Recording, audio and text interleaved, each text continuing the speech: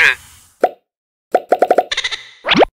On vous présente les derniers jeux qu'on a essayés. On y va avec Marie et l'usine foudroyée, qui est un jeu solo pour 10 ans et plus. Les parties, c'est dans environ 5 à 30 minutes. C'est un jeu un peu de casse-tête de programmation. Donc, dans Marie, le jeu est divisé en plusieurs casse-têtes. Dans le fond, c'est plusieurs scénarios qu'on va faire avec plusieurs difficultés différentes. Chaque feuille est recto-verso. On a les indices et les solutions, évidemment, à la fin. Et le principe est assez simple, c'est qu'on a un petit robot et il faut toujours réussir à l'apporter à la case finale dans un tour complet. En fait, il faut qu'à la fin, on ne peut pas couper un tour pour dire qu'on a réussi. S'il nous reste des actions, on doit les faire. Il ne faut pas qu'il frappe les murs. Il faut vraiment réussir à l'amener tout doucement jusqu'à la zone de sortie. Et pour faire ça, mais chaque scénario va avoir des prérequis. Comme là, ici, on doit commencer notre petit robot ici et la direction est vraiment importante.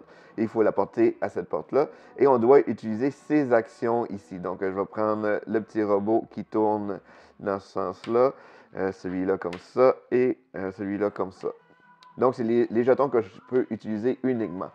Et chaque jeton va être utilisé de façon multiple. Par exemple, si je commence le premier tour, je joue un jeton, je vais jouer celui-là ici. Fait que mon petit robot avance de 1 dans cette direction-là, dans sa direction vers où il pointe.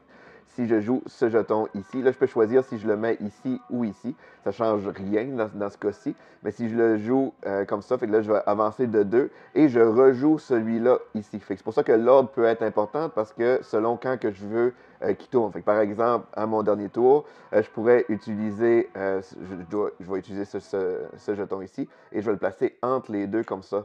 Donc là, j'active ma séquence, il va avancer encore de 2, il va tourner de 1 comme ça, et je vais avancer de 1 une dernière fois, mais là, je n'ai pas réussi. Fait que je n'ai pas réussi à faire la bonne séquence parce que je ne me suis pas rendu à la fin. Donc, Marie, c'est vraiment plein de beaux défis. J'en ai fait plusieurs. C'est le fun, c'est un beau casse-tête parce que c'est simple. Il y a très peu d'actions, mais l'enchaînement des actions est vraiment important. Ça fait une grosse différence. Donc, il y a beaucoup d'essais-erreurs pour réussir certains scénarios. Donc, c'est Marie et l'usine foudroyée. On a aussi essayé Ortis, les deux boîtes, le Ortis original et le Ortis version automne. C'est deux jeux solo aussi pour 10 ans et plus, les parties d'environ 10 minutes. Sauf qu'on peut, sont solo, mais si on a plusieurs boîtes, il y a vraiment des règles aussi multijoueurs dans le jeu. Donc, c'est un jeu de placement de cartes, là, gestion, c'est bien pensé. Dans Ortis, il y a plusieurs cartes, évidemment, dans le jeu, mais une partie va utiliser seulement que 9 cartes. Donc, au début de la partie, on en prend 9. On a une carte de départ. J'ai fait un petit scénario de départ. Et en main, on va seulement qu'avoir 2 cartes. On doit en jouer une et ensuite, on en repioche une. Et le principe est simple. Le but du jeu, c'est de réussir à récolter le plus de fruits. Puis pour faire les fruits récoltés sont représentés par les dés comme ça. Et pour faire ça, il va falloir superposer des cartes. Sur le jeu. Fait que, par exemple, si je prends cette carte-là, je peux toujours superposer autant de symboles que je veux, mais il faut que ce soit la même type de symbole. Fait que si, par exemple, je décidais de le mettre ici, mais comme il y a une pomme ici, 2 pommes ici, mais je mettrais un D3 comme ça. Et là, j'en ai deux limes ici et une ici, mais je mettrais un autre D3 comme ça. Si je superposais une carte par-dessus des cartes, comme par exemple si je le mettais cette carte-là ici comme ça, mais là mon 2 ici deviendrait, j'ajoute un autre 2, fait qu'il deviendrait 4, et ainsi de suite. Là, on fait ça pour chaque fruit. L'affaire, c'est que dès qu'on dépasse 6, mais là, on va tomber sur la face panier. Et là, ça va nous donner 10 points au lieu du 6 points comme ça. Et si on réussit à amener un des paniers à un niveau supérieur, et là, ça va valoir 15 points. Et là, ça va être le petit symbole, la petite charrette qu'on va mettre comme ça pour un bonus supplémentaire. Donc, on joue nos 9 cartes. Comme ça, et dès que nos 9 cartes sont jouées, mais on compte notre point et on va comparer selon un tableau pour voir comment on se positionne dans le jeu.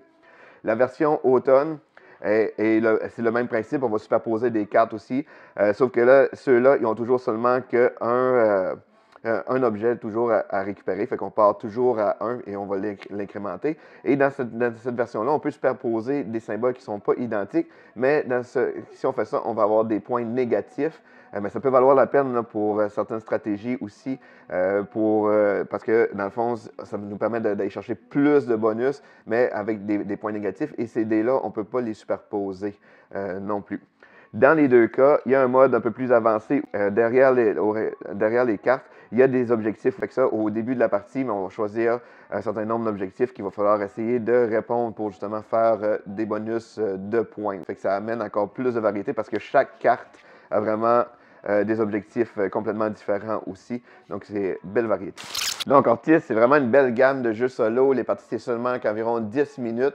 Fait que c'est le genre de jeu qu'on est porté à en faire quand même plusieurs parce que c'est stimulant. On essaie de toujours battre notre score. Donc, c'est Ortis. On a aussi essayé Avant-Garde, qui est un jeu de deck building pour 1 à 5 joueurs. Les parties d'environ 40 minutes pour 10 ans et plus. Dans Avant-Garde, c'est vraiment un jeu de deck building. Ce qui est le fun du jeu, c'est que on va avoir chacun notre deck de départ qui est pareil et on a un marché de cartes qu'on va pouvoir acheter le même marché de partie en partie. Mais ce qui diffère de partie en partie, c'est que chaque valeur va avoir une fonction. Fait qu'ils ont chacun leur habilité spéciale et ça, il y a plusieurs cartes différentes, donc les combinaisons sont différentes, sont complètement différentes de partie en partie. Et le principe aussi du deck building est assez original, c'est qu'au début de la manche, on va piocher chacun 7 cartes. Et l'idée, c'est que tout le monde en même temps va essayer de faire la suite la plus longue pour récupérer le plus de points possible. Ce qui est considéré une suite, c'est qu'il faut que ce soit la même couleur ou le même chiffre. Par exemple, je pourrais décider de commencer avec une carte mauve, donc je peux enchaîner une autre carte mauve. Et là, je pourrais enchaîner n'importe quel 1. Je pourrais mettre mon 1 blanc, sauf si je fais ça, j'ai toutes ces cartes-là qui sont inutilisées, donc je pourrais y aller plutôt avec mon 1 jaune. Et là, ça me permet d'utiliser tous mes cartes jaunes que j'ai en main. Parce que chaque carte jouée va nous donner un point, $1 qui va nous permettre d'acheter des cartes qui sont au marché comme ça. Fait que donc, plus qu'on a d'argent, meilleures les cartes qu'on peut acheter. Et comme je disais, chaque carte a des fonctions aussi. Donc, on joue une carte à la fois et on active les fonctions qui vont nous permettre soit de gagner de l'argent supplémentaire, soit qui nous permettent de piocher d'autres cartes ou des choses comme ça. Donc, Avant-Garde, c'est un jeu de deck building vraiment bien pensé. C'est très original. On retrouve la mécanique simple et épurée du deck building qu'on a vu dans d'autres jeux. Mais le fait d'essayer de faire des suites, ça rend le jeu complètement différent. Et les actions aussi qui sont modifiées de partie en partie aussi, ça donne une belle rejouabilité au jeu. Donc, c'est Avant-Garde. Lis le jeu.